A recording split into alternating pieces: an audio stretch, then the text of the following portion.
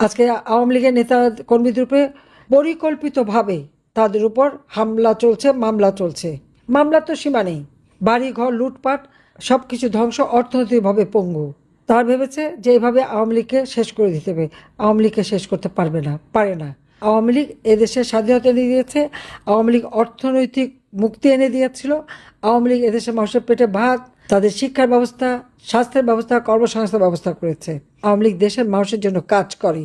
আওয়ামী লীগ যখনই ক্ষমতা এসেছে, সাধারণ মানুষ সব, শুধু সাধারণ কেন, সর্বশ্রেণীর মানুষই এর সুফল ভোগ করেছে। কিন্তু আজ দুঃখ হয়, শত শত শিশু মারা যায়।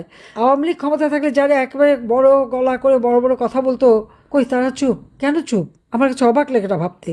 ঠিক আছে, তারা চুপ থাকুক, কিন্তু আওয়ামী লীগের নেতা কর্মীরা বা জাতির পিতার আদর্শে বিশ্বাসী যারা, আমাদের তরুণ সমাজ, ছাত্র সমাজ, যুব সমাজ, আজকে সবাই জেগেছে।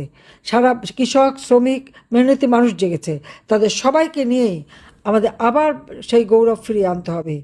বাটপার ইউনূসের ক্ষমতা দখল এবং এই ২১ আগস্ট গ্রেনেড হামলাকারী ক্ষমতায় এসে যাদেরকে নির্মমভাবে হত্যা করে যাচ্ছে, যারা শাহাদাত বরণ করেছে, তাদের আত্মার মাগফিরাত কামনা করি।